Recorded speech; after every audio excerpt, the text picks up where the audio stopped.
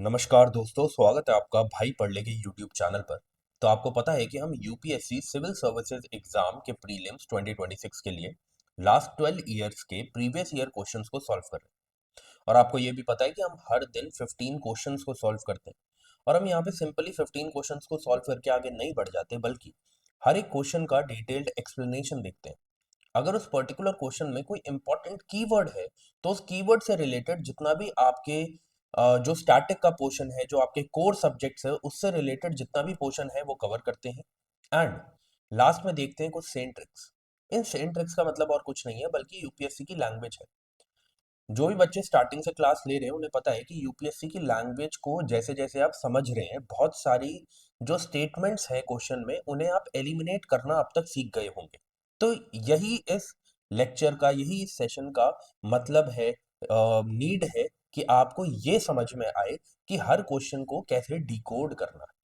ठीक है।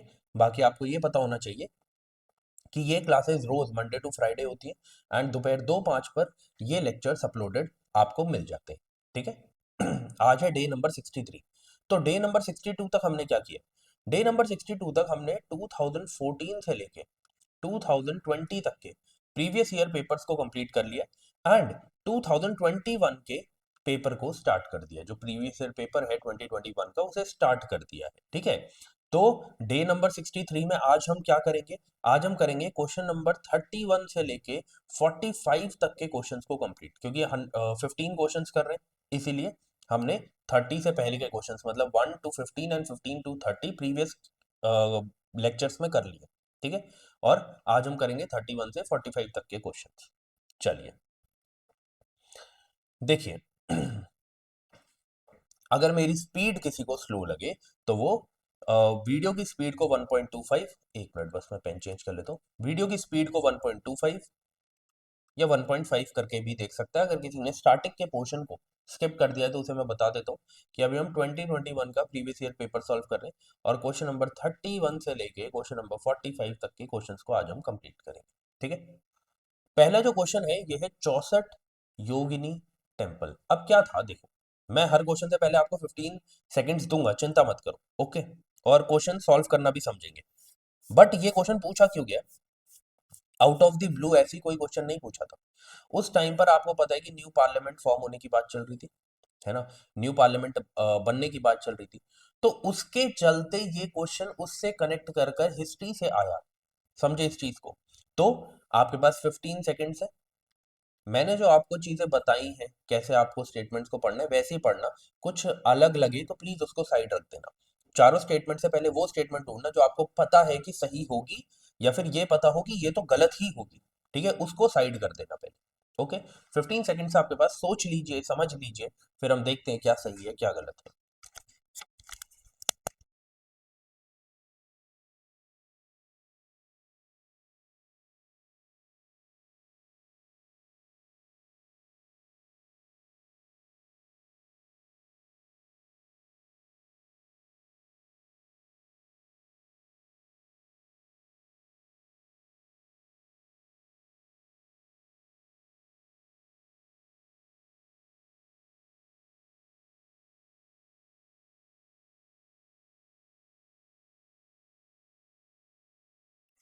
चलिए देखिए। अब ना मान लेते हैं कि आपको 64 योगिनी टेम्पल के बारे में कुछ नहीं पता था। ठीक है। बट ये क्वेश्चन फ्रेम किया गया। अब देखो पहली स्टेटमेंट को, it is a circular temple built during the reign of कच्चा पगता डायनेस्टी। अब देखो इस डायनेस्टी के बारे में किसी ने नहीं सुना होगा, है ना? जब हम हिस्ट्री पढ़ते हैं तो उसमें हमने इस डायनेस्टी के बारे में पढ़ा ही नहीं होगा, है ना? क्योंकि आपने इतनी सारी डायनेस्टी, आप क्या करते हैं, मेन मेन डायनेस्टी पढ़ते आगे बढ़ते हैं। सभी ये करते हैं, मैं भी यही करता। ठीक है। बट इसके बारे में हमने नहीं पढ़ा, कोई बात नहीं, डैश मार दो कि अभी स्टेटमेंट को हमने छोड़ा हुआ है, हमें नहीं पता इसके बारे में। Second statement, it is the only circular temple built in India. The thing is, only, इतने सारे टेम्पल्स हैं हमारे इंडिया में और वो भी पूरे इंडिया की बात कर रहे हैं, किसी स्टेट की बात नहीं कर रहे, किसी पर्टिकुलर रीजन की बात नहीं कर रहे। आपको क्या लगता है हमारे पूरे देश में सिर्फ एक ही सर्कुलर टेम्पल है? क्या एक ही सर्कुलर टेम्पल है? बिल्कुल भी नहीं। बस मुझे ये समझ में आ गया कि सेकंड स्टेटमेंट तो हमारे आंसर में होनी ही नहीं चाहिए। तो सेकंड, सेकंड, सेकंड, मैं अपने आंसर तक वैसे ही पहुंच गया था। ठीक है, बट मैं यही कह रहा हूं कि आपको नहीं पता पहले स्टेटमेंट के बारे में, आप उसे छोड़ दें, आप आगे बढ़िए।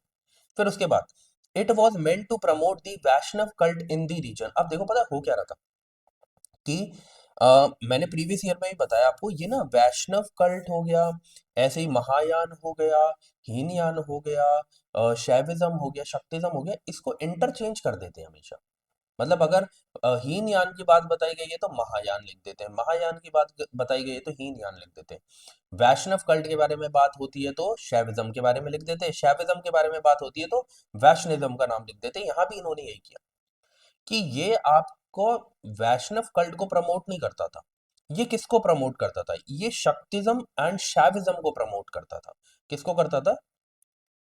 शक्तिज्म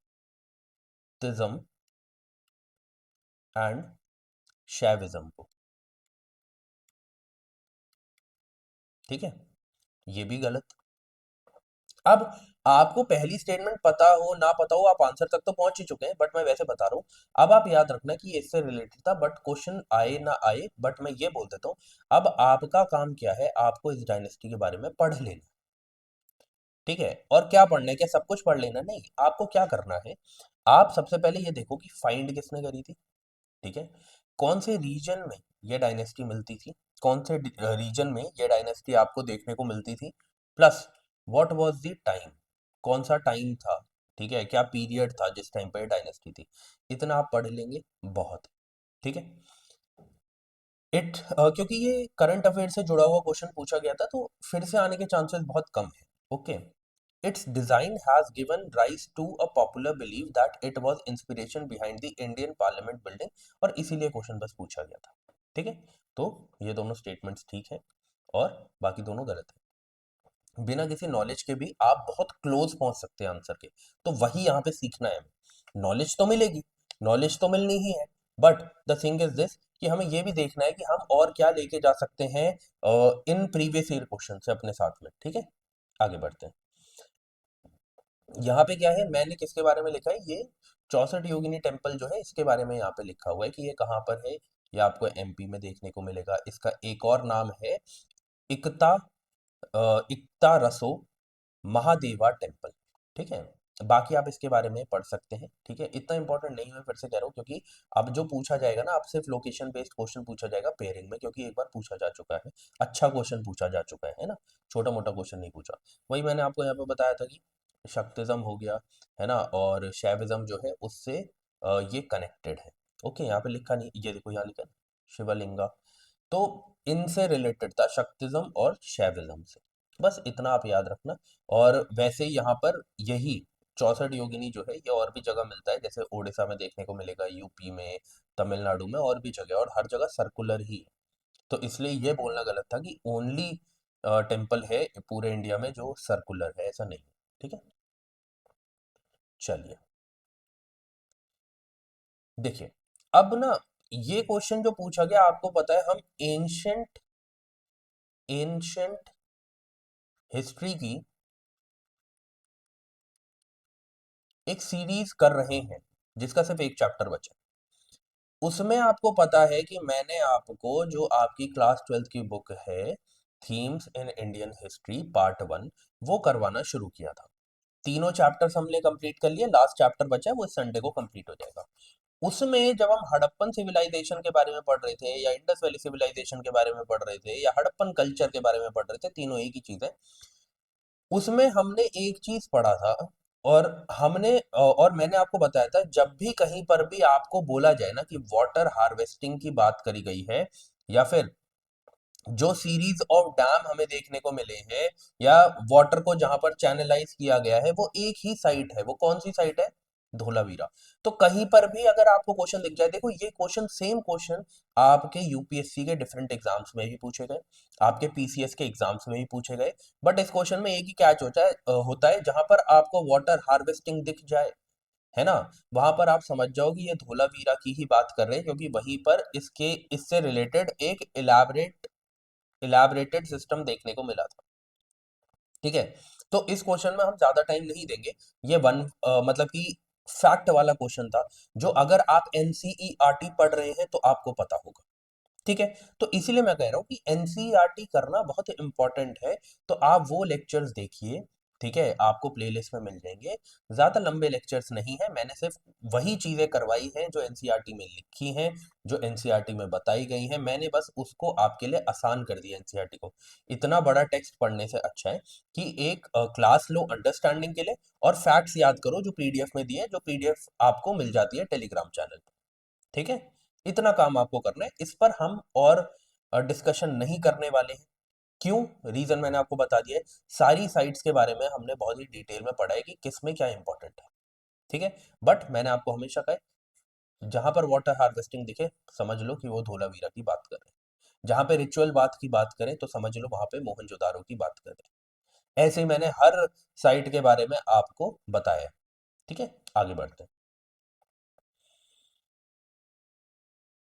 देखिए, अब ये जो क्वेश्चन था, ये relatively it was on the harder side. अब कुछ लोगों को लगेगा, कुछ लोगों को नहीं लगेगा, बट ठीक है, मैं आपको जो मेरा काम है वो मैं आपको बताता हूँ। देखिए, हुआ क्या, इसमें क्वेश्चन पूछा गया कि first quarter of 17th century में कौन सी इनमें से फैक्ट्रीज थी इंग्लिश ईस्ट इंडिया कंपनी की, जो इस्टेब्लिश करी गई थी। First quarter of 17th century का मतलब क्या है? 1601 से लेके 1700, सॉरी, 1601 से लेके 1625 तक कौन सी जो भी यहाँ पर फैक्ट्रीज थी वो बनाई गई। अब पता है प्रॉब्लम क्या थी, कि हर जगह ही इंग्लिश की फैक्ट्रीज थी, तीनों जगह पर। द थिंग वाज दैट कि इनमें से कुछ ऐसी जगह थी जिनकी जो फैक्ट्रीज थी वो बाद में बनी थी यहाँ पर। ठीक है, मेनली जब इनिशियल ईयर्स में इंग्लिश ईस्ट इंडिया कंपनी ने क्या कोशिश करी थी कि जो कोस्टल एरियाज हैं वहां पर जाकर फैक्ट्रीज को बनाया जाए। ठीक है, लेकिन जो मैं इसका आंसर बता देता हूँ, क्योंकि इसमें कुछ डिस्कस करने वाला ऐसा है नहीं, बहुत ही फैक्चुअल क्वेश्चन था। अगर पता है तो पता है, नहीं पता तो नहीं पता। बट मैं फिर से कहूंगा, देखो होता क्या है ना, कि 50% से कम कट ऑफ जा रही है। ठीक है, तो ज्यादा लोड मत लेना। 50% से कम कट ऑफ जा रही है तो ज्यादा लोड मत लेना। बस एक बेसिक अंडरस्टैंडिंग के साथ एग्जाम को देने जाना। ठीक है, आपको ओवरऑल अंडरस्टैंडिंग होनी चाहिए। ऐसे क्वेश्चंस आते हैं फैक्चुअल। ठीक है, अगर नहीं पता कोई बात नहीं, ज्यादा लोड नहीं लेनी है। बट अब जब पूछ लिया ना कि हाँ फैक्ट्री से रिलेटेड क्वेश्चन पूछे, तो आप एक बार ये करना, आपको जितनी भी यहाँ पर ईस्ट इंडिया कंपनीज देखने को मिलती है, जैसे फ्रेंच है, जैसे पोर्तुगीज है, चाहे डच है, चाहे इंग्लिश है, मेनली इनका तो आप पढ़ के ही जाइए कि ये पढ़ना कि इनिशियल डेज में और सबसे पहली इनकी फैक्ट्रीज कहाँ पे लगी थी। उससे आपको बहुत सारा आइडिया हो जाएगा, क्योंकि देखो बहुत सारा प्रेशर होता है, और इतना याद रखना कि 1601 से 1625 तक कहाँ कहाँ पे बनी थी, इट इज रिलेटिवली हार्ड। ठीक है, बट कोई बात नहीं। देखो क्या था, तो इसका जो राइट आंसर है वो ये है कि बरोच में बिल्कुल इसी टाइम पर आपको देखने को मिला था कि यहाँ पर फैक्ट्री स्टैब्लिश हुई थी first quarter of 17th century में। बट ये जो अ, चिका कोल है, यहाँ पर देखने को मिली थी 1850s में। 1850s में, ठीक है, 1856 के अराउंड यहाँ पर देखने को मिली थी। यार 18 नहीं होगा, 1856 नहीं होगा, ये 1650s होगा। ठीक है, तो 1650s में हमें देखने को मिली थी, और 1658 में अगर हम मेजरली बात करें, उस टाइम पर हमें देखने को मिली थी कि यहाँ पर फैक्ट्री लगी थी। तो ये 1625 के बहुत बाद में हुआ है ना। तो ये तो हमारे आंसर में नहीं आएगा। त्रिचन्नपोली जो है, यहाँ पर कब बनी? यहाँ पर तो बहुत ही लेट बनी, यहाँ पर तो 18th सेंचुरी में बनी। कब बनी? 18th century. तो ये भी हमारे आंसर में नहीं आएगा, इसलिए वन ओनली था। अब क्या था ना कि ऑप्शंस जैसे फ्रेम करे गए थे, उससे ये बात समझ में आई कि या तो दो करेक्ट होंगे या तो एक करेक्ट होंगे। ठीक है, एक करेक्ट होगा आंसर। अब प्रॉब्लम यही आ जाती है कि ऐसे क्वेश्चन में अगर ऑप्शंस भी इतने हार्ड हैं, तो फिर आंसर निकालना बहुत मुश्किल हो जाता है। ठीक है, बट कोई बात नहीं। ठीक है, ये थोड़ा हार्डर साइड पे था क्वेश्चन, बट आगे बढ़ते हैं। बट अब आपको समझ में आ गया होगा कि क्या अप्रोच रखनी है हमें आगे के क्वेश्चंस जब हम पढ़ते हैं उसके बारे में। ठीक है, कि इस अप्रोच के साथ हमें क्वेश्चंस को करना है। अब नेक्स्ट क्वेश्चन जो आया था, ठीक है, थोड़ा भरूच के बारे में यहाँ पे लिख दिया कि कहाँ पे है कहाँ पे नहीं है, पढ़ लेना आप इसके बारे में। ठीक है, कि मेजर सिटी कहाँ पे है, ये गुजरात में है। और यहाँ पर इंग्लिश ईस्ट इंडिया कंपनी ने इस्टेब्लिश करी थी अपनी फैक्ट्री 1617 में, मतलब first quarter of 17th century में। ठीक है, और भी फैक्ट्रीज थी जो इस्टेब्लिश करी गई थी, जैसे आपको पता है ये फैक्ट्री सूरत, इसके ऊपर तो बहुत चर्चाएं हुई थी, ये तो आपको पता ही होगा। फिर मसूलीपट्टनम हो गया, अहमदाबाद हो गया, आगरा हो गया। तो अब आप क्या करना कि पहले 20 जो first quarter of 17th century थी, उसमें कौन कौन सी जगह इस्टेब्लिश करी गई थी फैक्ट्रीज, उसके बारे में पढ़ लेना, क्योंकि अगली बार क्वेश्चन ऐसा आ सकता है, ये ना पूछ के ये पूछ लिया जाए कि इनमें से कौन सी जगह पे नहीं हुई थी। तो इसलिए ये पता करना है कि कौन कौन सी जगह पे हुई थी। ओके, तब आपके लिए ऑप्शन को एलिमिनेट करना आसान हो जाएगा। आगे बढ़ते हैं। ये क्वेश्चन भी थोड़ा सा, मैं बोलूंगा कि ठीक ठाक क्वेश्चन था। ठीक है, अगर इसमें से एक ऑप्शन के बारे में आपको पता होता कि ये तो इस टाइम के है ही नहीं, तो फिर आप आंसर तक आसानी से पहुंच जाते। बट मैं वही कह रहा हूँ कि आपको ओवरऑल अंडरस्टैंडिंग लेके चलनी है, कि अगर हम किसी डायनेस्टी के बारे में पढ़ रहे हैं तो उसके बाद कौन सी डायनेस्टी आई, उसके बाद कौन सी डायनेस्टी आई, उस जगह पे बाकी टाइम पे बाकी एरियाज में कौन सी डायनेस्टी थी। ये सब आपको थोड़ा सा समझ के पढ़ना होगा। आप अपने मैप्स खुद बनाइए। मैं आपको बता रहा हूँ, आप क्या करिए, 16 महाजन पद से ये कहानी शुरू होती है ना। 16 महाजन पद के बाद लास्ट में समझ में आता है कि मगध जो है वो सबसे ऊपर जा रहा है। फिर उसके बाद आपको देखने को मिलता है कि मौर्याज आ गए। ठीक है, मौर्याज के बाद फिर आपको मेन जो देखने को मिलेंगे, गुप्ता डायनेस्टी देखने को मिल रही है। अब आपको क्या करना है कि मौर्यस और गुप्ता के बीच में कौन कौन सी डायनेस्टीज हैं उसका मैप बनाओ, और कौन कौन से एरियाज में है। फिर ऐसे गुप्ता के बाद जैसे इन्होंने देखा कि हर्षवर्धन डायनेस्टी, जिसे बोला जाता था पुष्यभूति डायनेस्टी, उसके बीच में कौन कौन सी डायनेस्टी है ये पूछ लिया गया। फिर इसके बाद आपको पता है कि हमें चोला चेरा पांड्या भी देखने को मिले थे। तो इनके और इनके बीच में जब चोला चेरा पांड्या थी तो उस टाइम पर कौन कौन सी डायनेस्टी थी बाकी इंडिया में। इस तरीके से आपको चीजें पढ़नी, समझे इस चीज को। तो अ, अगर आप इस तरीके से पढ़ेंगे, ओवरऑल अंडरस्टैंडिंग के साथ पढ़ेंगे, तभी आप क्वेश्चंस को कर पाएंगे। मैंने आपको पहले भी बताया है कि ये एसएससी या पीसीएस का एग्जाम नहीं है। अब तो पीसीएस वाले भी अच्छा एग्जाम बनाने लग गए हैं। पर ये एसएससी और पीसीएस का एग्जाम नहीं है कि जिसमें आपको रट्टा मारना है, फैक्ट्स याद करने नहीं। यहाँ पे ओवरऑल अंडरस्टैंडिंग की बात करी जाती है। ठीक है, जैसे ये क्वेश्चन दिया गया था, from the decline of Guptas until the rise of Harshavardhana in the early 7th century, which of the following kingdoms were holding power in North India. कि नॉर्थ इंडिया में और कौन कौन से थे। अब देखो एक चीज मैं आपको बता देता हूँ कि आपको गुप्तास कब तक देखने को मिले, फोर्थ सेंचुरी से लेके फोर्थ सेंचुरी से लेके मिड 6th सेंचुरी तक, है ना, सीई। वहीं पे हर्षवर्धन जो डायनेस्टी थी वो आपको कब देखने को मिलती है, 7th सेंचुरी। ठीक है, तो इसके बीच में आपको कौन कौन सी डायनेस्टीज देखने को मिलती है इस टाइम पर जो नॉर्थ इंडिया में पावर में थी, वो आपको बताना है। ठीक है, तो आपके पास कितने 15 सेकंड से, थोड़ा सोच लो समझ लो, फिर मैं आपको बताता हूँ। चलिए।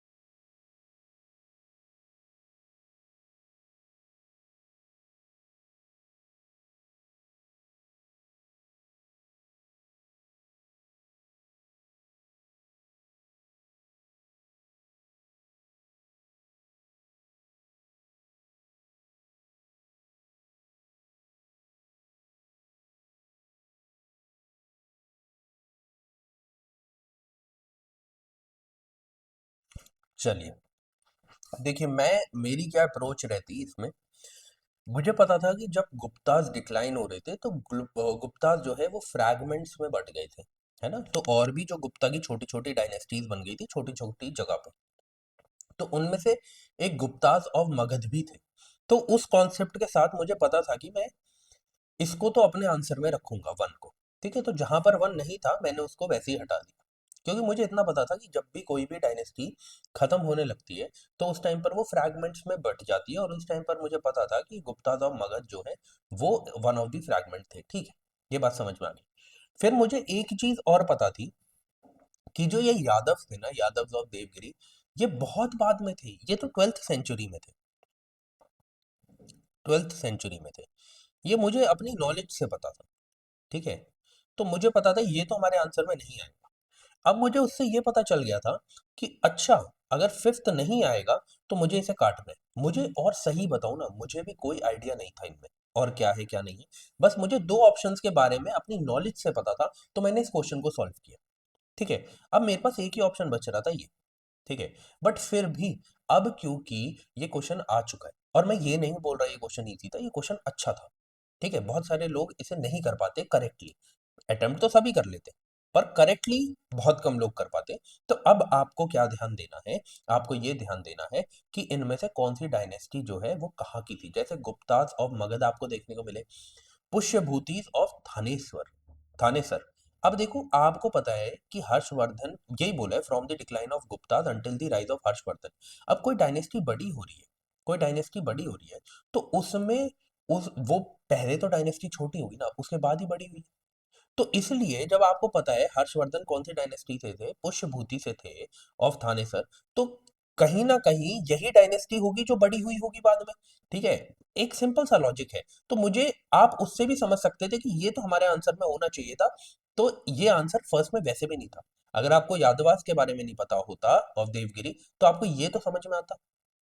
तो उन्होंने आंसर आपको आपके सामने दिया था, गुप्ता से इसे रिलेट किया था और हर्षवर्धन से इसे रिलेट किया था, बस आपको ये ढूंढना था, बस आपको ये ढूंढना था। ओके, फिर उसके बाद क्या है, मुझे नहीं पता था मौखारीज ऑफ कन्नौज के बारे में कि कौन सी, कौन ये कैसे याद रहेगा ना इतना, सिंपल सी बात है ना। तो अब मैं आपको बता देता हूँ कि जो परमार्स है ये कहाँ पर आपको देखने को मिले थे, 9th से 14th सेंचुरी में। ठीक है, सीई की ही बात चल रही है।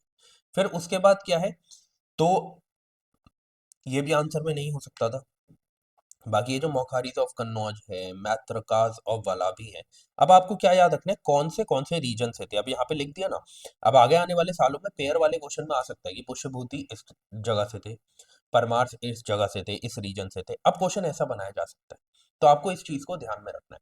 बट अगर आप सिर्फ और सिर्फ इस बेसिक कॉन्सेप्ट से जाते कि आपको पता होता कि गुप्ताज और मगध एंड पुष्यभूतिज और थानेश्वर आंसर में आने ही हैं, 1 3 1 3 1 3 कहीं पे भी नहीं थे, तो उन्होंने अगर एक क्वेश्चन हार्ड बनाया है तो उसके साथ उन्होंने एक ट्रिक भी दी है आपको, जो आपको उस टाइम पर उस प्रेशर में समझनी पड़ेगी। बस मैं यही बताना चाह रहा हूँ आपको। ठीक है, आगे बढ़ते हैं। अब बोला गया है, according to the Portuguese writer Nunes, the women of Vijay empire were expert in which of the following areas. जब मैंने आपको प्रीवियस ईयर पेपर में ही विजयनगर एम्पायर के बारे में पढ़ाया था, तो मैंने बताया था कि ये इस टाइम पर विजयनगर एम्पायर में हमने देखा था कि विमेन की हालत काफी अच्छी थी, है ना, विमेन की हालत काफी अच्छी थी, रिस्पेक्ट थी। विमेन मतलब कि बहुत सारे एरियाज में वर्क कर सकती थी। तो मतलब विमेन की जो ओवरऑल जैसे हम कहते हैं कि हालत थी, वो बहुत अच्छी देखी गई थी विजयनगर एम्पायर।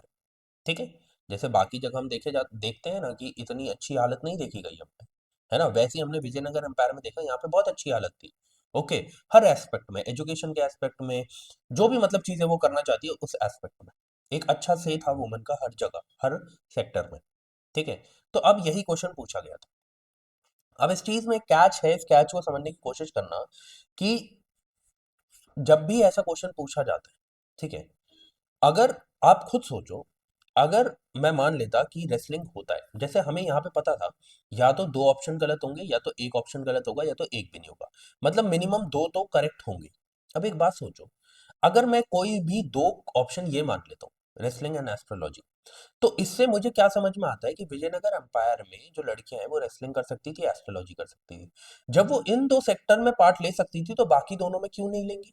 या मान लो, अगर वो अकाउंटिंग और सूट सेइंग में थी, ठीक है, पार्ट ले सकती थी, तो फिर वो एस्ट्रोलॉजी और रेसलिंग में क्यों नहीं ले पाएंगी। इस बात को समझ पा रहे हो। तो ऑप्शंस इस तरीके से फ्रेम करे गए कि हमें पता था मैक्स टू मैक्स दो ही ऑप्शन इनकरेक्ट हो सकते हैं।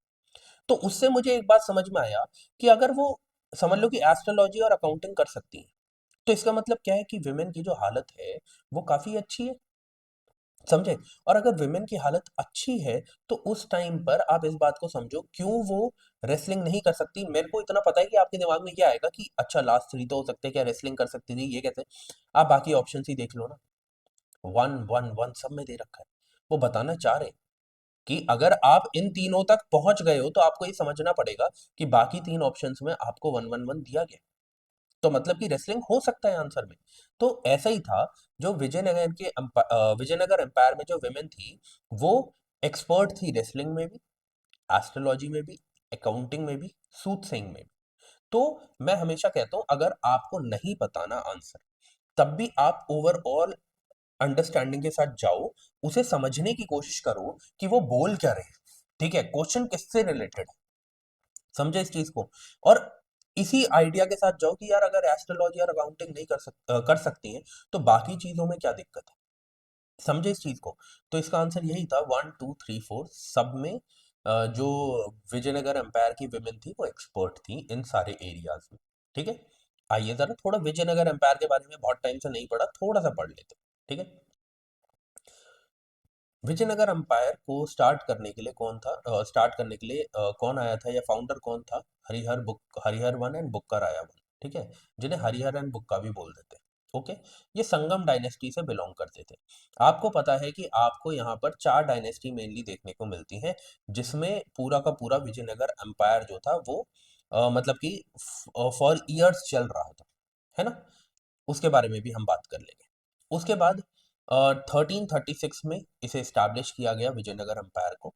फिर मैंने जैसे बताया कि सबसे पहले डायनेस्टी जो थी वो थी संगम डायनेस्टी, उसके बाद सुलवा, उसके बाद तुलवा। जो ग्रेटेस्ट किंग थे विजयनगर एम्पायर के, कृष्णदेव राया, वो कौन सी डायनेस्टी से थे? वो तुलवा डायनेस्टी से थे। उसके बाद अराविदु आता है, और अराविदु डायनेस्टी के टाइम पर हमें डिक्लाइन देखने को मिलता है विजयनगर एम्पायर, ठीक है।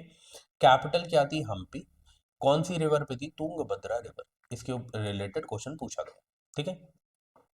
मोनार्की हमें काउंसिल में देखने को मिलती थी, बट ये मोनार्की ऐसी नहीं थी, ठीक है। मोनार्की के साथ जो थे वो जेम्स थे यहाँ पर, जिसे हम बोलते हैं कि मिनिस्टर्स थे, जो कि हेल्प करते थे, इस मोनार्की को सपोर्ट करते थे, जिसकी वजह से राइट डिसीजंस लिए जा सकते, ठीक है। जैसे आपने मुगल्स के टाइम पे इक्ता सिस्टम देखा था, वैसे ही यहाँ पर क्या था? नायकारा सिस्टम। इक्ता सिस्टम में आपको पता है कि इक्तदार होते थे, है ना, उनको लैंड दी जाती थी, और उसके बाद वो वहां से रेवेन्यू कलेक्ट कर सकते थे और अपनी सैलरी को एंजॉय कर सकते थे। ऐसे ही यहाँ पर नैनकारा सिस्टम था, ठीक है, ये आपको याद रखना है।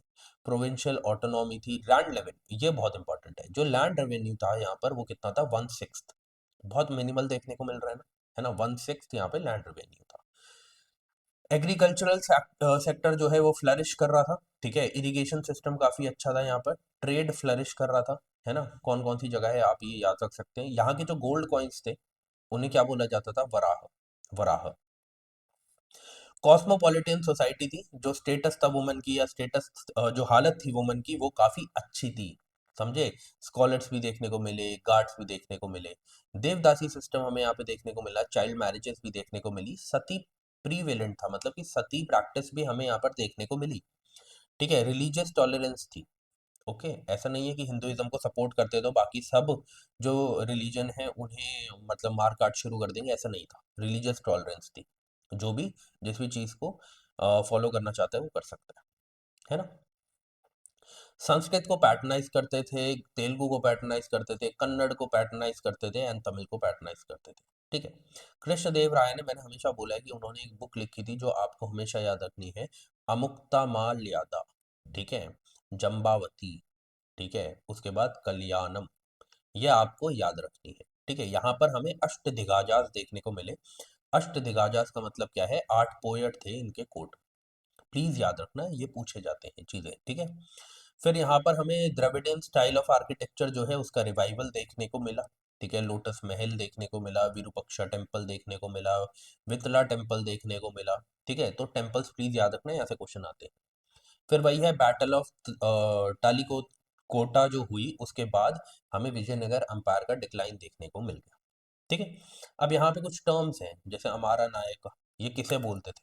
ठीक है, तो ये बोलते थे, एक मिनट रुको, ये बोलते थे मिलिट्री कमांडर्स को ग्रांटेड रेवेन्यू यील्डिंग टेरिटरीज। तो जब मिलिट्री कमांडर्स को जो रेवेन्यू जनरेट करने के लिए टेरिटरीज दी जाती थी, उस पूरे प्रोसेस को अमरा नायका बोला जाता था।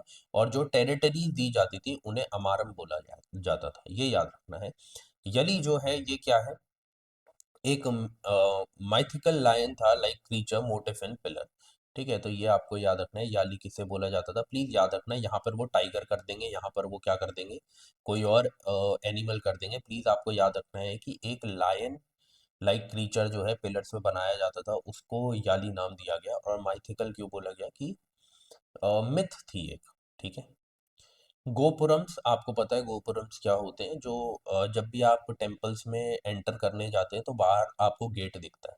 तो इस गेट में जो है बहुत ही इंट्रिकेट कार्विंग्स करी गई थी, बहुत अच्छे अच्छे जो हैं वो आर्ट बनाया गया था। ठीक है, तो उसको ही गोपुरम्स बोलते हैं, उन ब्यूटीफुली कार्व्ड एंट्रेंस गेट्स को। ठीक है। अष्टदिग्गजास की बात करें, अभी ऊपर मैंने बता दिया था, 8 पोएट्स जो हैं उनकी बात करी गई है। ठीक है, यहाँ पर ट्रैवलर्स कौन थे? निकोलो दे कॉन्टी, डोमिंगो पाएज, नूनेज जिसके ऊपर क्वेश्चन पूछा गया, अब्दुल रजाक। इनके बारे में आपको याद रखना है, इन्होंने क्या किया, विजयनगर अंपायर के बारे में बताया भी है। आगे बढ़ते हैं। नेक्स्ट क्वेश्चन जो है ये भी थोड़ा ऑन दी हार्डर साइड ही था। ये क्वेश्चन है ना, कोई ऐसे याद नहीं रख सकता कि इस जगह पर क्या हुआ, बट फिर भी अगर आप हिस्ट्री को बार बार पढ़ते हैं, है ना, 2-3 साल की आपकी मेहनत है, तो शायद आपको याद रह जाए कि एक जगह है मदन्नापल्ले, कहाँ पर? आंध्र प्रदेश में। ठीक है, वहां पर क्या हुआ था, ये क्वेश्चन पूछा गया। ठीक है, तो ये आपको बताना है, आपके पास 15 सेकंड है, उसके बाद हम देखते हैं क्या सही है क्या गलत है।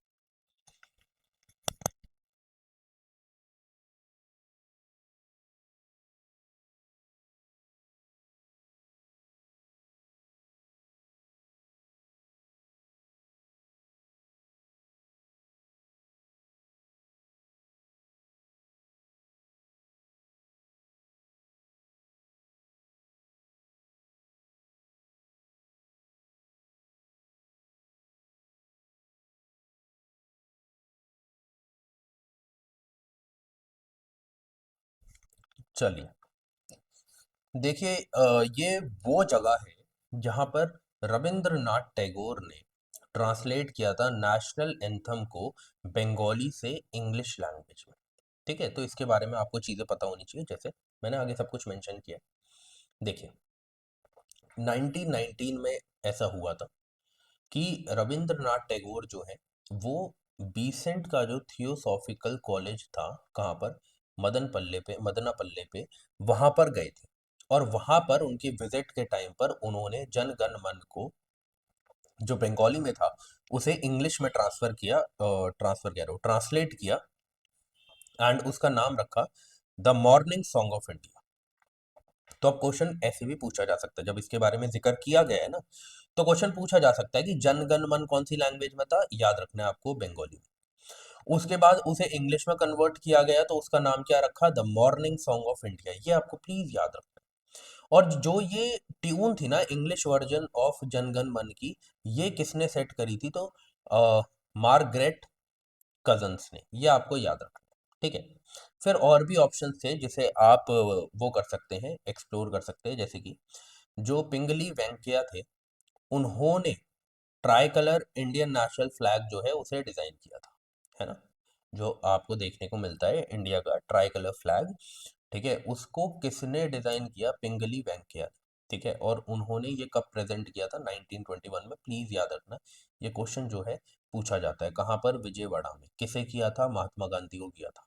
ठीक है, मेनली कांग्रेस को देना चाह रहे थे, बट उस टाइम पर जो मेन लीडर थे महात्मा गांधी, तो उन्हें दिया गया। ठीक है, पटाभी सीतारमैया जो है, आपको पता है बहुत इंपॉर्टेंट पर्सनालिटी है। ठीक है, कहाँ के लीडर थे ये? याद रखना, आंध्र रीजन के। क्वेश्चन पूछा जाएगा, लिख देंगे कहीं भी कर्नाटका, केरला, तमिल, पर याद रखना है आपको आंध्र रीजन। फिर थियोसॉफिकल सोसाइटी से रिलेटेड एक स्टेटमेंट थी यहाँ पर, ठीक है। तो आपको याद रखना है कहाँ पे फाइंड करी गई थी, न्यूयॉर्क इन 1875। और इसके जो इंटरनेशनल हेडक्वार्टर थे उसको बाद में कहाँ पर मूव किया गया, अदयार, चेन्नई, है ना। यहाँ पर आके कमांड किसने संभाली, एनी बेसेंट ने। ये आपको याद रखना है कब किया गया, 1882 में। आगे बढ़ते हैं। ओके, बहुत ही इंपॉर्टेंट क्वेश्चन, सिंपल क्वेश्चन जो कोई गलत नहीं कर सकता, और इसके बारे में हमने अपने कहाँ पे पढ़ा है, हमने अपने एंशंट हिस्ट्री के जो लेक्चर्स हम कर रहे हैं, थीम्स इन इंडियन हिस्ट्री, उसमें हमने इसे देखा है, और ये क्वेश्चन पूरा का पूरा वहीं से उठ के आ गया। समझे इस चीज को।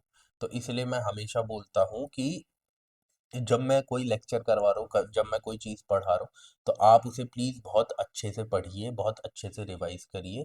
यू विल गेट, समझ लो कि you will get a lot of benefit जब आप इन लेक्चर्स को कंप्लीट करेंगे, चाहे वो प्रीवियस ईयर क्वेश्चंस हो, चाहे वो करंट अफेयर के क्वेश्चंस हो, चाहे वो आपके एंशंट हिस्ट्री के लेक्चर हो।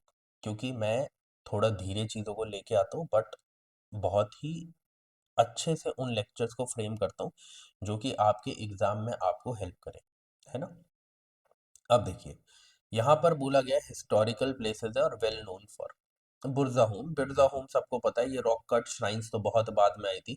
ये तो एक क्या है, ये तो एक साइट है। कौन सी साइट है, नियोलिथिक साइट है, नियोलिथिक साइट। ये क्वेश्चन बहुत बार पूछा गया है, बुरजा होम से रिलेटेड नियोलिथिक साइट है। अब क्वेश्चन ये भी आ सकता है आगे कि ये कहाँ पर है, तो आपको याद रखना है ये है कश्मीर में, ठीक है। उसके बाद चंद्र के केतुगढ़, इसके बारे में मैंने एंशिएंट हिस्ट्री के लेक्चर्स में बताया है कि यहाँ पर टेराकोटा आर्ट देखने को मिला करता था, एंड दिस इज करेक्ट, ठीक है। ये इनकरेक्ट है, ये करेक्ट है, और ये कहाँ पर है, ये आपको वेस्ट बंगाल में देखने को मिलेगा। उसके बाद आता है गणेश्वर रीजन। मैंने आपको एक चीज पढ़ाई थी जब हम पढ़ रहे थे हड़प्पन कल्चर के बारे में, कि जो हमें हड़प्पन कल्चर के टाइम पर ये देखने को मिलता था कि वहाँ पर एक रीजन था जो कॉपर के लिए बहुत ही ज़्यादा माना जाता था, जाना जाता था, जिसे हम बोलते थे खेतरी रीजन, ठीक है। Khetri region of Rajasthan. उस रीजन के आसपास हमें गणेश्वर, जोधपुर कल्चर देखने को मिलता था, जो मैंने आपको बताया था, है ना।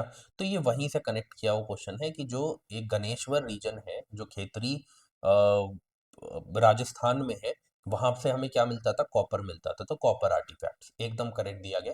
ये तीनों चीजें हमने अपने एंशिएंट हिस्ट्री के लेक्चर में करी है, आपको वो देखना चाहिए। अगर आपके वो, समझ लो कि मिलाकर भी ना, वो जब मैं एंशिएंट हिस्ट्री करवा दूंगा मिलाकर भी वो 10 घंटे की भी नहीं होगी। तो अगर आप उस लेक्चर से कर कर अपने हिस्ट्री के 2 से 3 क्वेश्चन कर पा रहे हैं, ठीक है, एग्जाम में बैठ के, तो क्या बुराई है भाई, बिल्कुल करो, ठीक है, बिल्कुल करो। चलिए, 2 और 3 करेक्ट है, आगे बढ़ते हैं। अब देखो यहाँ पर क्या दिया गया है, मेनली ना ये क्वेश्चन किसके अराउंड है, जो चेंगिस खान था, तैमूर था, उससे रिलेटेड है कि जो इन्वेजन हुई थी, जो अब हम मिडीवियल हिस्ट्री पढ़ते हैं तो उस टाइम पर जो इन्वेजन हुआ था इनका, मंगोल्स का, उससे रिलेटेड ये क्वेश्चन बनाया गया, ठीक है। तो अगर आपको बेसिक भी पता होता ना कि मंगोल्स ने किसके टाइम पर इन्वेड किया और क्या हुआ था, क्या नहीं हुआ था, तो आप इस क्वेश्चन को बहुत इजीली कर जाते, ठीक है। तो चलिए, आपको 15 सेकंड्स दे रहा हूँ, थोड़ा सा सोच लो, उसके बाद हम देखते हैं क्या सही है क्या गलत है।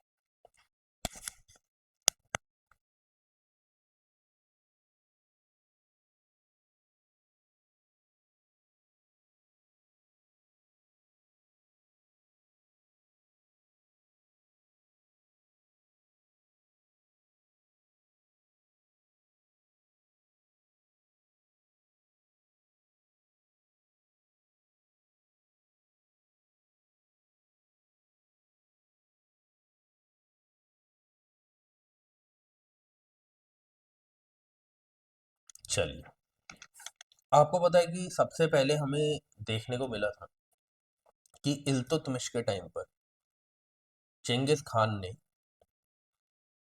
मतलब कि क्या हुआ था कि एक दुश्मन था चेंगिस खान का, ठीक है, ख्वारिज्म प्रिंस, ठीक है। इसको पकड़ने के लिए चेंगिस खान उधर से निकलता है। अब बीच में पड़ता है किसका रीजन, किसका मतलब कि किसकी सल्तनत पड़ती है, इल्तुतमिश की। अब उस टाइम पर क्या होता है कि ये इंडस तक पहुंचता है और उस टाइम पर इससे कहता है कि आप हमें रास्ता दे दीजिए, हम निकल जाएंगे। ठीक है। तो उस टाइम पर इल्तुतमिश दिमाग लगाता है और इन्हें जाने देता है। नहीं तो अगर नहीं जाने देता तो आपको पता है मंगोल्स क्या करते, फिर इन्वेड करते इल्तुतमिश के रेनाइन के टाइम पर इसकी सल्तनत पर। तो उसने जाने दिया। तो इस वजह से कहते हैं कि बहुत ही स्मार्ट मूव था। तो ये करेक्ट है। उसके बाद क्या होता है, it was during the reign of Mohammad bin Tughlaq Timur occupied Multan and cross the Indus. ऐसा नहीं था। आपको पता है कि तैमूर कब आया था यार, मोहम्मद बिन तुगलक के टाइम पे थोड़ी आया था तैमूर। तैमूर तो तब आया था जब तुगलक डायनेस्टी का सबसे वीक रूलर यहाँ पर था। ठीक है। और उस वीक रूलर का नाम क्या था, उस वीक रूलर का नाम था नजीर उद्दीन, नजीर उद्दीन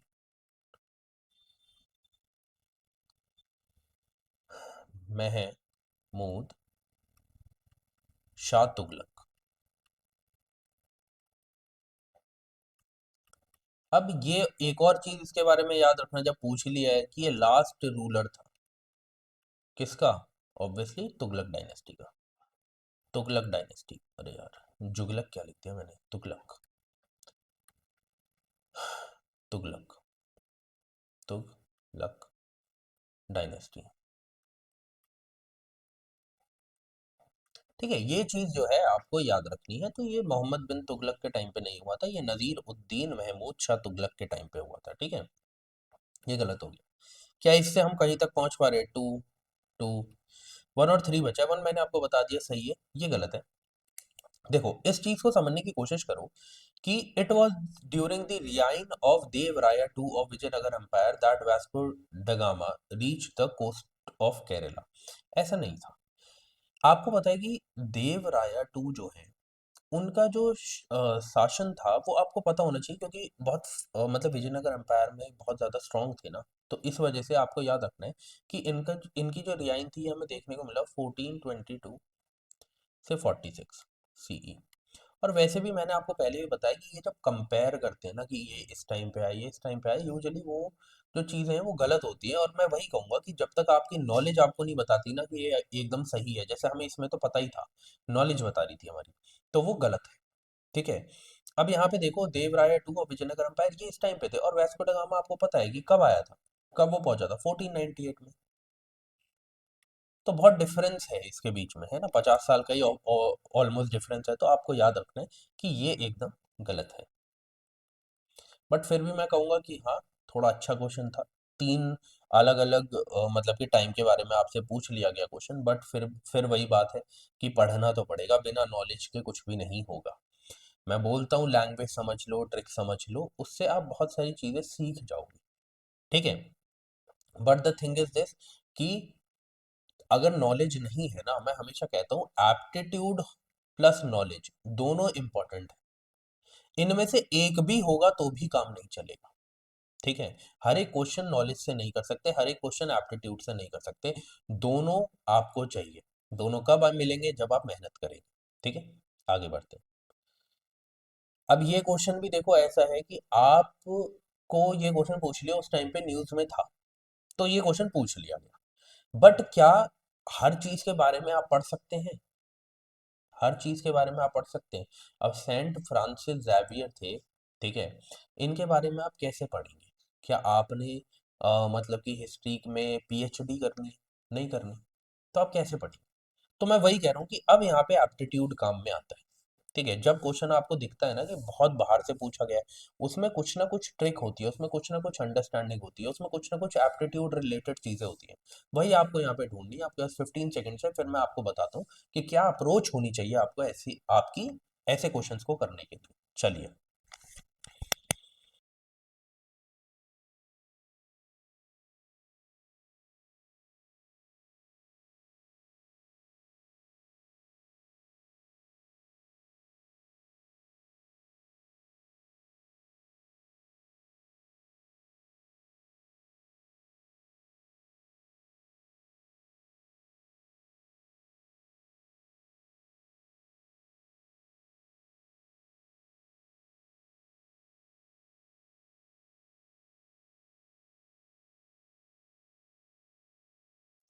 चलिए, अब देखिए, मैंने आपको एक चीज बोली थी, जैसे फर्स्ट स्टेटमेंट में, Saint Francis Xavier was one of the founding members of Jesuit order. अब मैंने क्या बोला था, जहां पर भी ये लिखा होता है ना वन ऑफ द, आप समझ के चलिए ये स्टेटमेंट कभी गलत नहीं हुई है आज तक।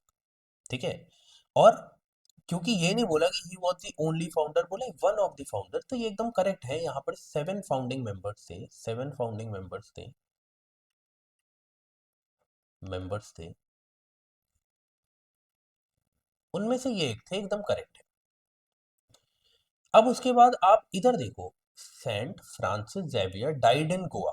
देखो वो यहां तक भी तो स्टेटमेंट को खत्म कर सकते थे, फिर आपको और ज्यादा उस पर भरोसा करवाने के लिए लिखा है and a church is dedicated to him there. वो यहीं पे भी छोड़ सकते थे, बट उन्होंने और लिखा। वो मैं बोल रहा हूँ, जब वो आपको एक्स्ट्रा समझाने की कोशिश करे, आप समझ जाओ वो आपके साथ क्या कर रहे हैं, आपके साथ वो खेल रहे हैं। यहाँ पे भी ये हुआ, इनकी जो डेथ है वो चाइना में हुई थी, चाइना में हुई थी। फिर उनके शव को इधर लाया गया और उसके बाद यहाँ पर उनका मतलब कि उन्हें बरी किया गया और यहाँ पर उनको उनका चर्च बनाया गया। ये तो फिर इस वजह से गलत है। मैंने आपको बोला कि बहुत सारी चीजें आप एप्टीट्यूड से कर सकते हो, मैंने आपको बोला है। जब वो एक्स्ट्रा समझाने की कोशिश करे, देखो पहली और आखिरी स्टेटमेंट बहुत सिंपल रखी, एक एक वो, यहाँ पे कुछ एक्स्ट्रा वर्ड्स ऐड नहीं करे, को समझाने की कोशिश नहीं करी, बट यहाँ पर ये कर दिया कि इनकी डेथ यहाँ पे हुई थी, इस वजह से यहाँ पर इनके लिए एक चर्च डेडिकेट किया गया।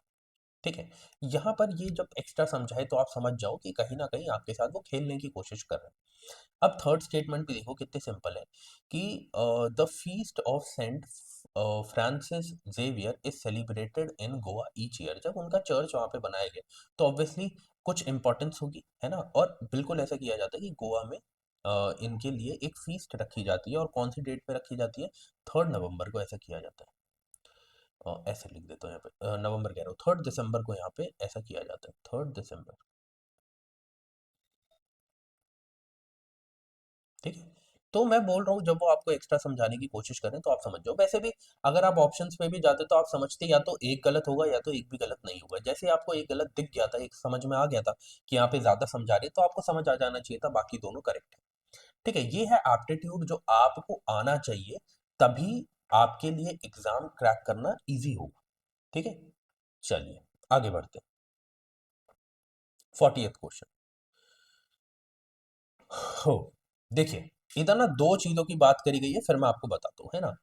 मिटक्षरा और दयाभाग, इन दोनों के बारे में बात करी गई है। हमने प्रीवियस ईयर पेपर जब सॉल्व करे थे 2019 के, हमने वहां पे सिमिलर क्वेश्चन देखा था कि पहले ये समझाया गया था कि जैसे कि वो देखा था हमने, आई गेस जागीरदार एंड जमींदार वाला क्वेश्चन, है ना।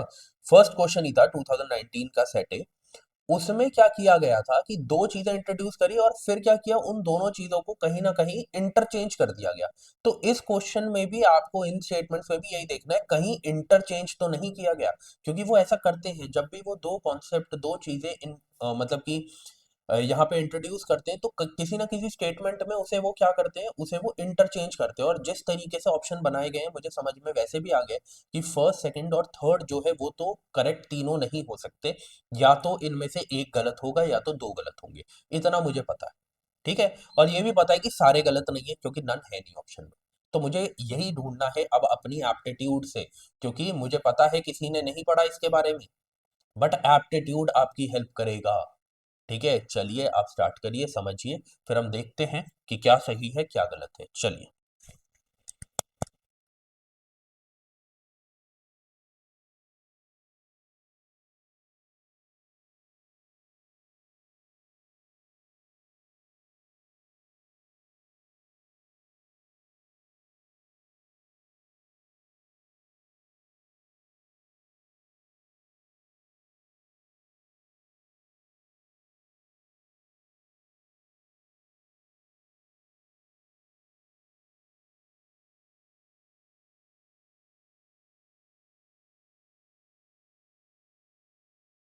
चलिए, अब देखिए जरा, एक्चुअल में ना पहली स्टेटमेंट ही क्यों गलत है। बोला गया जो ये मिटक्षरा है वो the civil law for upper caste and Dayabhaga वो the civil law for lower caste, ऐसा कुछ भी नहीं है। ये अपर कास्ट या लोअर कास्ट पे बेस्ड नहीं था, ये रीजन बेस्ड कॉन्सेप्ट था। ये क्या था? Reason based concept. मैं ऐसे लिखता हूँ, रीजन बेस्ड कॉन्सेप्ट था ये। इसमें दोनों में ही यही बात करी गई थी कि कैसे जो आगे की मतलब कि आगे की पीढ़ी है, मतलब कि जो सन है उसे कैसे जिसे हम कहते हैं कि प्रॉपर्टी को दिया जाएगा। बट दया भाग में क्या था? दया भाग आप समझिए, दया भाग में ये था कि हाँ, फीमेल को भी प्रॉपर्टी ट्रांसफर करी जा सकती है।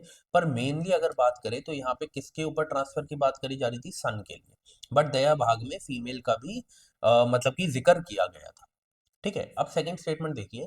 इन the Mitakshara system the son can claim the property during the life time of father, बिल्कुल ठीक है।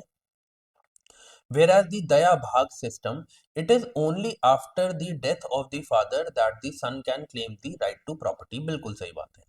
इसमें ऐसे ही था बिल्कुल कि लाइफ टाइम जब फादर जीवित है उस टाइम पर भी क्लेम किया जा सकता था। बट दया भाग में क्या था? Only after the death of father property पे क्लेम किया जा सकता था। ये एकदम करेक्ट है।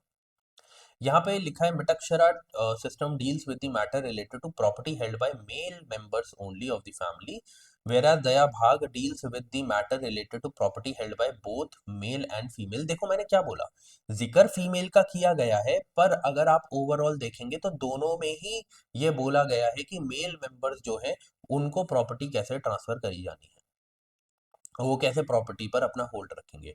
फीमेल का जिक्र किया है बट यहाँ पे ऐसा नहीं बोला गया है कि मेल और फीमेल दोनों प्रॉपर्टी को हेल्ड करेंगी।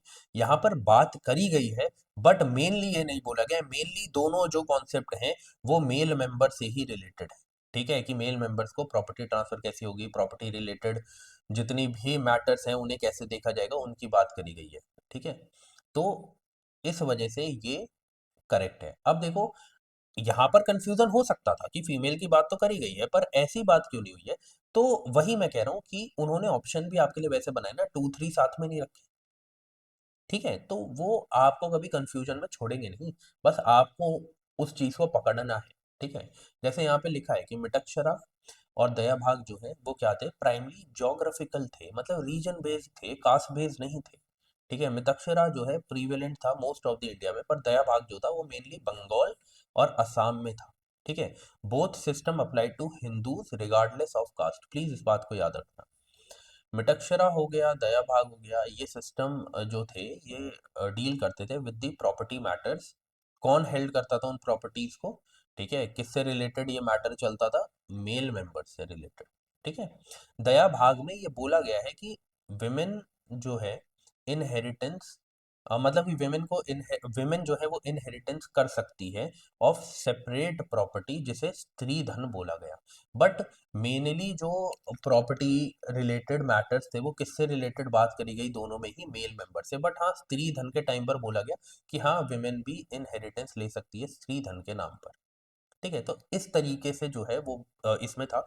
बट क्वेश्चन ये था जो हम अपने कोर सब्जेक्ट्स में नहीं पढ़ते, तो बहुत सारे लोग थे जिनको इसके बारे में बहुत कम नॉलेज थी, नहीं कर पाए। तो मैं कह रहा हूँ कि आप अपनी बेसिक बुक्स को पढ़िए, क्योंकि सब वही पढ़ रहे हैं। अगर आप बहुत एक्स्ट्रा करने की कोशिश करेंगे तो आप अपने बेसिक्स को छोड़ देंगे और आप उन चीज़ों को छोड़ देंगे जो सब कर रहे हैं। ठीक है, जो सब कर रहे हैं वो आपको इस लेवल तक तो ले आएगा कि अब आप उस लेवल पे आ गए हैं जहाँ पे सब जो पढ़ने वाले सीरियस बच्चे हैं वो काम कर पा रहे हैं। उसके बाद आता है आपका एप्टीट्यूड, कि आपने कितने अच्छे से पढ़ाई करी है, वो आपको इससे एक स्टेप ऊपर ले जाता है। ठीक है, फिर है कॉन्फिडेंस बिल्डिंग। कॉन्फिडेंस बिल्डिंग कैसे आएगा? जब आप उन क्वेश्चंस को बार बार सॉल्व करेंगे, चीजें समझने की कोशिश करेंगे, चीजों को रिवाइज करेंगे, और यहाँ पर जाकर आप जीतेंगे। Basics, aptitude, practice and previous year paper की प्रैक्टिस और कोर सब्जेक्ट्स की प्रैक्टिस, तभी आप पहुंचेंगे। अगर आप 10 बुक्स पढ़ेंगे तो फिर आप यहीं रह जाएंगे, आप यहाँ तक भी नहीं पहुंच पाएंगे। चाहे अगर किसी के पास इतना टाइम है तो वो कोशिश करके देख सकता है। ओके, आगे बढ़ते हैं। बोला गया है with reference to history of ancient India, Bhavabhuti, Hastimalla, Kshemeshvara, ये कौन थे, ये आपको बताना है। ठीक है, तो आपके पास 15 सेकेंड है, उसके बाद हम देखते हैं क्या सही है क्या गलत है।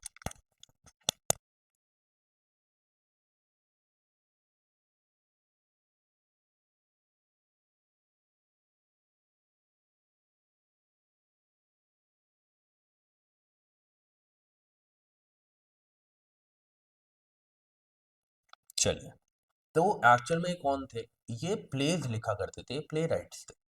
ठीक है, अब ना क्या है कि जब इनसे रिलेटेड क्वेश्चन पूछ लिया तो आगे आने वाले सालों में क्या पता पेयरिंग में इन तीनों से रिलेटेड क्वेश्चन पूछ ले कि इनके जो काम है उनके बारे में क्वेश्चन पूछ ले, इन्होंने कौन कौन से प्लेस लिखे हैं। तो मैंने आपके लिए वो चीज़ यहाँ पे ऐड कर दी है। ठीक है, कि भावभूति ने कौन से जो प्लेस हैं वो लिखे हैं, जैसे कि और सेलिब्रेटेड संस्कृत प्ले राइट थे ये एंड पोएट थे, ऑफन कंपेयर्ड टू कालिदास, मतलब कालिदास से इनका कंपैरिजन किया जाता, तो आप खुद सोच लो कि किस लेवल के ये मतलब कि प्ले राइट थे। ओके, 8th सेंचुरी में ये थे भावभूति। ठीक है, इनके काम जो है वो आप याद कर लेना, बार बार बोल रहा हूँ। हस्तिमला की बात करें तो 13th सेंचुरी में ये थे। ठीक है, एक जैन पोएट थे, कौन थे, जैन पोएट थे, याद रखना। ठीक है, known for his Kannada work, कौन सी लैंग्वेज में काम किया इन्होंने, कन्नड़ वर्क्स थे इनके। ठीक है, जैसे कि यहाँ पे बोला गया है पूर्व पुराण, और उसके साथ कुछ संस्कृत प्लेस भी हैं।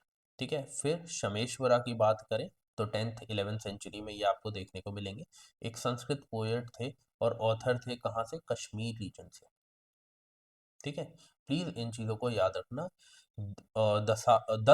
दशावतार, दशावतार जो है चरिता, उस वो इन्होंने लिखी थी। मैं क्यों बार बार बोल रहा हूँ, मैं इसलिए बोल रहा हूँ क्योंकि अगर किसी को भी इंट्रोड्यूस किया जाता है प्रीवियस ईयर पेपर में, उनसे रिलेटेड आगे जाके क्वेश्चंस बना दिए जाते हैं। क्वेश्चंस एकदम सिमिलर नहीं होते हैं, क्वेश्चंस टोटली डिफरेंट होते हैं, बस कीवर्ड सेम होते हैं। ठीक है, तो इन चीजों का प्लीज आप ध्यान रखिएगा। आगे बढ़ते हैं। अब देखो, मॉन्टेग्यू क्लेम्सफोर्ड रिफॉर्म मैंने आपको 3 बार करवा दिया है प्रीवियस ईयर पेपर में, गवर्नमेंट ऑफ इंडिया एक्ट भी 2 बार करवा दिया है प्रीवियस ईयर पेपर में।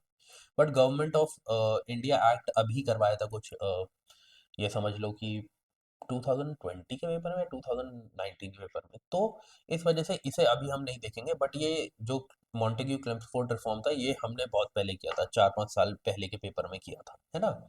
तो इसे मैं रिवाइज करवा दूंगा जरूर आज आपको।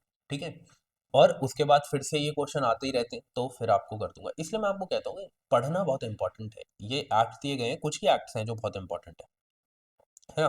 तो एटलीस्ट उन एक्ट के बारे में आपको पढ़ना चाहिए। तो यहाँ पे जैसे लिखा है, the Montagu Chelmsford reform 1919 recommended granting voting rights to all women above the age of 21। अरे यार, ऐसा कुछ भी नहीं था। आप सोचो, 1935 के एक्ट तक हर एक वुमन को, वुमन छोड़ो, हर एक इंसान तक को वोटिंग राइट्स नहीं थे, तो उस टाइम पर विमेन को कैसे वो पूरे वोटिंग राइट्स दे देंगे। आप खुद सोचो इस बात को, कॉमन सेंस है। कुछ ही कंडीशंस थी, जैसे प्रॉपर्टी रिलेटेड, एजुकेशन रिलेटेड कुछ चीजें थी जिसकी वजह से विमेन को राइट्स मिले थे, बट सबको नहीं मिले थे, तो ये तो वैसे ही गलत हो गया। ये कॉमन सेंस थी ये अगर हिस्ट्री में पढ़ा भी ना हो ना, पर कॉमन सेंस लगाओगे तब भी आप समझ जाओगे कि सबको वोटिंग राइट्स तो अब मिले आजादी के बाद, उससे पहले कौन से वोटिंग राइट्स मिल रहे थे, और वो भी वुमन को दे देंगे वोटिंग राइट्स, हो ही नहीं सकता। समझे इस चीज को। Government of India act 1935 gave women reserve seats in legislature. अब देखो, इतना नहीं बोला कि सारी जो मतलब कि कितनी दी गई कितनी नहीं दी गई, एक सिंपल स्टेटमेंट लिख दी गई कि रिजर्व सीट्स दी गई है। ठीक है, ये नहीं बोला कितनी दी कितनी नहीं दी, जैसे यहाँ पे बोला था कि सबको ही दे दिए गए, ऐसा नहीं है। तो ये एकदम करेक्ट है। ठीक है, तो ओनली टू इज करेक्ट। अभी थोड़ा सा इसके बारे में पढ़ लेते हैं, मॉन्टेग्यू क्लेम्सफोर्ड रिफॉर्म के बारे में। देखिए, यहाँ पर क्या बात करी गई थी, मैंने आपको बताया था डायरकी इंट्रोड्यूस करी गई थी प्रोविंसेस में, जो कि एंड कर दी गई थी कब, 1935 के एक्ट से। और 1935 के एक्ट से प्रोविंसेस में डायरकी को एंड करके सेंटर में डायरकी ले आए थे वो। ये मैंने आपको जब 1935 का जो एक्ट करवाया था प्रीवियस ईयर पेपर जब करवा रहा था उस टाइम पर, तब मैंने आपको ये चीजें बताई थी। ठीक है, तो ऐसे ही यहाँ पर भी डायरकी ले आए। 2 सब्जेक्ट इन्होंने बताए, रिजर्व सब्जेक्ट और ट्रांसफर सब्जेक्ट। जो उन्हें लगा कि हमारे लिए इंपॉर्टेंट है, हमारे लिए फायदेमंद है ईस्ट इंडिया कंपनी को, ठीक है, ब्रिटिशर्स को लगा, वो उन्होंने अपने पास रख लिए, जैसे फाइनेंस, लॉ एंड ऑर्डर, ठीक है, ये सारे जितने भी मतलब कि इंपॉर्टेंट नंबर, पुलिसिंग हो गया, ये सारी चीजें उन्होंने अपने पास रख ली। ट्रांसफर कौन कौन से सब्जेक्ट्स कर दिए, वो सब्जेक्ट्स कर दिए जो उन्हें लगा कि हाँ हमें सरदर्दी नहीं लेनी, जैसे कि एजुकेशन, हेल्थ, ये सारी चीजें दे दी उन्हें कि आप इसे देखिए, वहाँ जो मिनिस्टर्स बनाए थे इंडियन मिनिस्टर्स, उन्हें दे दी गई कि आप अपने आप इसके लिए रिस्पॉन्सिबल है, आप अपने आप देख लीजिए। बट जो मेन मेन सब्जेक्ट्स थे, जैसे पुलिस हो गया, फाइनेंस हो गया, लॉ एंड ऑर्डर हो गया, वो उन्होंने अपने पास ही रखे, ठीक है। तो ये ऑटोनॉमी मिली तो थी, इन्होंने डायरकी इंट्रोड्यूस तो करी थी, बट सारे इंपॉर्टेंट जो सब्जेक्ट्स थे वो अपने पास रख लिए थे। फिर सेंट्रल गवर्नमेंट जो थी उसमें उन्होंने बायकैमरल लेजिस्लेचर इंट्रोड्यूस किया, डायरकी इंट्रोड्यूस करी प्रोविंसेस में, सेंट्रल गवर्नमेंट में बायकैमरल लेजिस्लेचर इंट्रोड्यूस किया, जिसमें एक था लोअर हाउस, एक था अपर हाउस, जो आज हमें देखने को मिलता है वैसे ही इंट्रोड्यूस किया गया 1990 में, ठीक है। बट फिर वही बात है कि लिमिटेड पावर्स थी, है ना, क्वेश्चन पूछने की, वोट करने की, सारी जो मेन पावर थी, जैसे हम कहते हैं कि ओवर राइडिंग पावर्स किसके पास थी, गवर्नर जनरल के पास थी, ठीक है। फिर ये देखा गया इलेक्टोरेट एंड रिप्रेजेंटेशन में कि डायरेक्ट इलेक्शंस जो हैं और इलेक्टोरेट है, उन्हें क्या है, एक्सपैंड किया गया। जैसे आपने देखा था 1909 में जो मॉर्ले मिंटो रिफॉर्म्स आए थे, उसमें मुस्लिम्स जो थे उन्हें सेपरेट इलेक्टोरेट्स प्रोवाइड करे गए। ऐसे ही 1919 में उसे ही देखते हुए सिख्स को, इंडियन क्रिश्चियंस को, एंग्लो इंडियंस को और यूरोपियंस को सेपरेट इलेक्टोरेट प्रोवाइड किए गए। विमेन को भी वोटिंग राइट्स दिए गए, ठीक है, उस उन्हें दिए गए, बट देवर लिमिटेड, सबको नहीं दिए गए थे। प्रॉपर्टी के बेसिस पे, एजुकेशन के बेसिस पे और स्पेसिफिक क्वालिफिकेशन के बेसिस पे ये राइट्स दिए जा रहे थे, विमेन को सबको नहीं दिए गए थे, याद रखना है। उसके बाद इसमें ही बोला गया था कि पब्लिक सर्विस कमीशन बननी चाहिए, पीएससी, बट 1926 में जाके इसका सेटअप किया गया था, बोल दिया गया था इसमें, ठीक है। ये चीजें जो है आपको याद रखनी है। आगे बढ़ते हैं। अब देखिए, विद रेफरेंस टू 8 अगस्त 1942, यार इससे सिंपल और इससे लल्लू क्वेश्चन नहीं हो सकता कोई भी, बहुत लल्लू क्वेश्चन था ये, जो पता नहीं क्यों पूछ लिया गया, ठीक है। तो अब इसके बारे में जरा हम देख लेते हैं। इस क्वेश्चन में बोला गया 8 अगस्त 1942 को क्या हुआ था। 1942 में आपको दो मेन चीजें देखने को मिली थी, एक मिला था क्रिप्स मिशन और एक मिला था क्विट इंडिया मूवमेंट। जो क्रिप्स मिशन हुआ था वो कब हुआ था, वो तो मार्च 1942 में हुआ था, मार्च 1942। तो ये तो हो नहीं सकता, ये कब की बात कर रहे हैं? ये तो 8 अगस्त की बात कर रहे हैं। 8 अगस्त को क्या हुआ था, क्विट इंडिया रेजोल्यूशन लिया गया था ऑल इंडिया कांग्रेस के द्वारा। अब आपको ये चीज बस यहाँ पर याद रखनी थी। Viceroy executive council was expanded to include more Indians, ये बात कब करी गई थी, ये बात करी गई थी अगस्त ऑफर में, अगस्त ऑफर कब आया था, अगस्त offer 1940। The Congress minister resigned in 7 provinces, ये बात कब करी गई थी। एक्चुअली हुआ क्या था आपको पता है, सेकेंड वर्ल्ड वॉर के टाइम पर ब्रिटिशर्स ने अपने आप बोल दिया था कि इंडिया हमारे साथ है।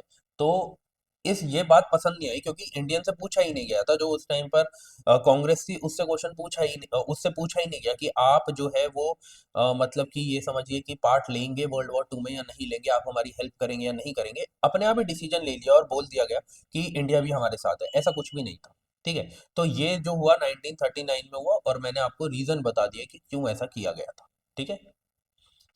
आगे बढ़ते हैं। बहुत लल्लू क्वेश्चन था और कुछ भी नहीं था इसमें। अब देखिए ये क्वेश्चन है, अब ये भी अच्छा खासा क्वेश्चन है, ज्यादा नहीं पता होता, बट देखो क्या है कि ना, महात्मा गांधी हो गए ना, इनके बारे में तो एक एक छोटी सी छोटी चीज पढ़ लो। यही थे जिन्होंने ये सॉन्ग्स फ्रॉम प्रिजन प्रिजन लिखा था। But the thing is this कि अब ये कैसे याद रहे, इतनी सारी चीजें मैं बोल रहा हूँ बार बार, गांधी जी के बारे में, जवाहरलाल नेहरू के बारे में, सरोजिनी नायडू के बारे में और बाल गंगाधर तिलक के बारे में आपके स्पेक्ट्रम में चीजें दी गई हैं, उसमें जाके अच्छे से सब कुछ पढ़ लो।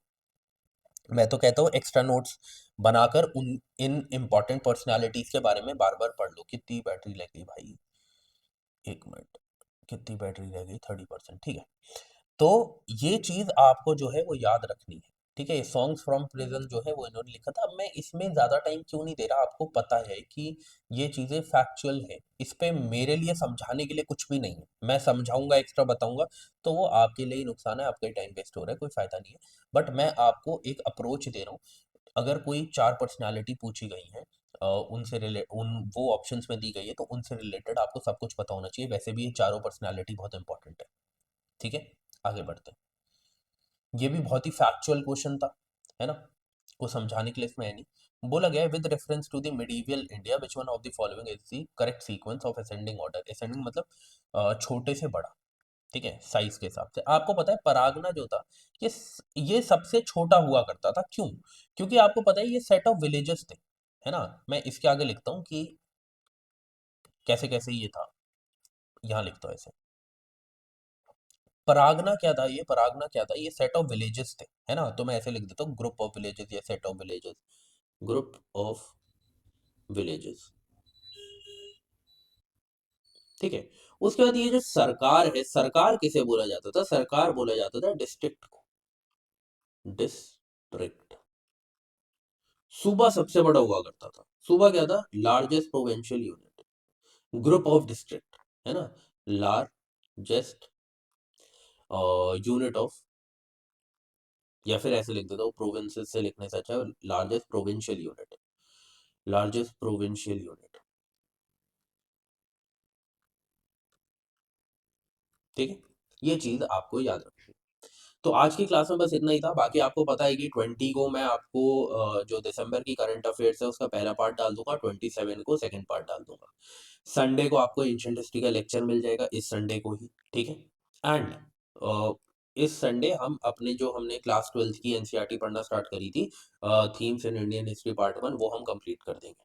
ठीक है, तो फिर आपका एंशिएंट हिस्ट्री वाला पार्ट जो आपका एनसीईआरटी से है वो कंप्लीट हो जाएगा। ओके, बाकी अब हम मिलते हैं अपनी नेक्स्ट क्लास में। आज फ्राइडे है ना, हाँ जी आज फ्राइडे, तो अब ये जो क्लास है प्रीवियस ईयर क्वेश्चंस की, ये होगी डायरेक्ट मंडे को। तो तब तक के लिए जय हिंद।